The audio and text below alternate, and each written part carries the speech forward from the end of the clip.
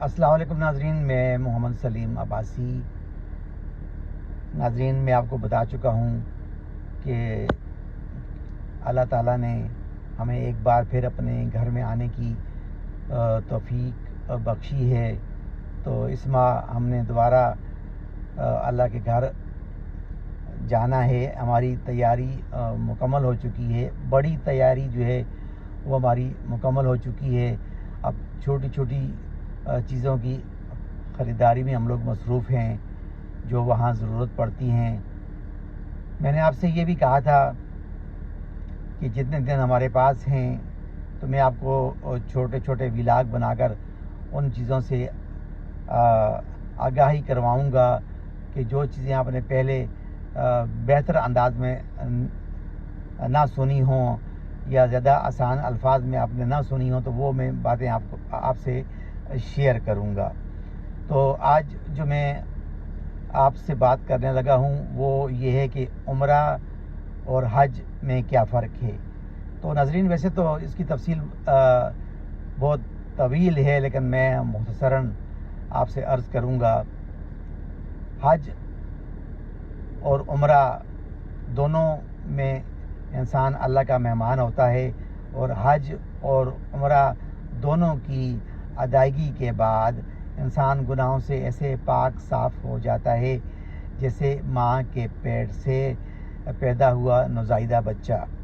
تو حج تو وہ ہے جو ایک خالصاً حج ہے، مگر عمرہ بھی ایک حج ہے جسے حج اصغر کہا جاتا ہے، یعنی چھوٹا حج۔ تو لوگوں کے ذہن میں ایک سوال پیدا ہوتا ہے کہ حج اکبر کیا ہے۔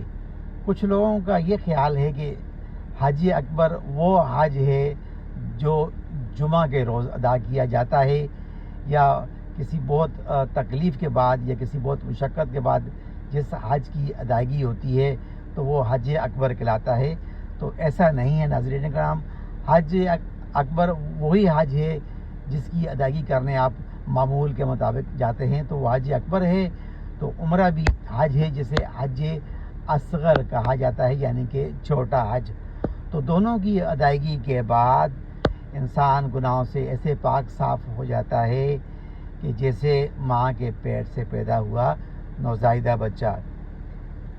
آپ کے ساتھ یہ اتفاق ہوا بھی ہوگا، اور اگر نہیں ہوا تو آگے چل کر ضرور ہوگا، کہ جب آپ عمرہ کرنے جاتے ہیں تو مسجد نبوی میں اور مکہ مکرمہ میں وہ عربی جو وہاں کام کرتے ہیں، یا وہ پولیس والے یا شرطے وہ جو وردی میں کام کرتے ہیں، تو جب وہ کسی چیز سے آپ کو روکتے ہیں، ٹوکتے ہیں یا منع کرتے ہیں، یا وہاں سے آپ کو کہتے ہیں کہ یہاں سے نکل جاؤ، وقت ختم ہو گیا، یا یہاں آپ نہیں جا سکتے، تو وہ آپ کو حاجی کہہ کر مخاطب کرتے ہیں، جبکہ وہ آپ بھی بخوبی جانتے ہیں اور وہ بھی جانتے ہیں کہ یہ لوگ عمرہ کرنے آئے ہیں۔ تو آپ کے ذہن میں یہ سوال پیدا ہو سکتا ہے کہ وہ ہمیں حاجی کیوں کہتے ہیں۔ تو اسی لیے وہ آپ کو حاجی کہتے ہیں، وہ سمجھتے ہیں کہ عمرہ بھی حج اصغر ہے۔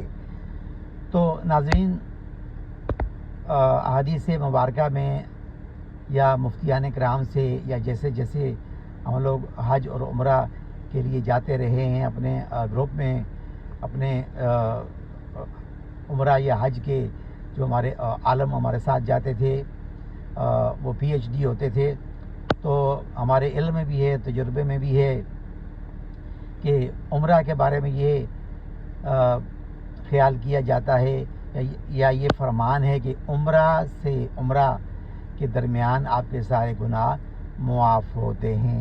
یعنی جب ایک بار آپ عمرے پر چلے جائیں تو اس کے بعد آپ جب بھی عمرے پر جاتے ہیں، خواہ آپ کا 1 سال بعد جانا ہو یا 4 یا 5 سال بعد جانا ہو، تو عمرہ سے عمرہ کے درمیان ہونے والے تمام چھوٹے گناہ اللہ تعالیٰ کی ذات معاف فرما دیتی ہے۔ لیکن اس میں ایک شرط یہ بھی ہے کہ یہ چھوٹے گناہوں کے بارے میں کہا گیا ہے، مثلاً حقوق اللہ کے بارے میں یہ کہا گیا ہے، جس میں آپ کی نمازیں قضا ہو جاتی ہیں، یا رمضان کے مہینے میں آپ سے کوئی کوتاہی ہو جاتی ہے، یا وہ ہر چیز جو اللہ کے حقوق میں آتی ہے تو اللہ تعالیٰ فرماتا ہے کہ میں وہ معاف فرما دیتا ہوں، اور وہ میری مرضی پر ہے کہ میں معاف کر دوں۔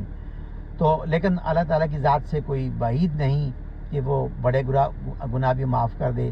تو ناظرین، جب ہماری یہاں سے روانگی ہوگی باقاعدہ، تو شروع کے دنوں میں جو بھی ہمارے وہاں دن ہوں گے 15 یا 20، ان دنوں میں تو ہم آپ سے غیر حاضر رہیں گے، کیونکہ ہم چاہیں گے کہ ہماری توجہ عبادت کی طرف مشغول ہو۔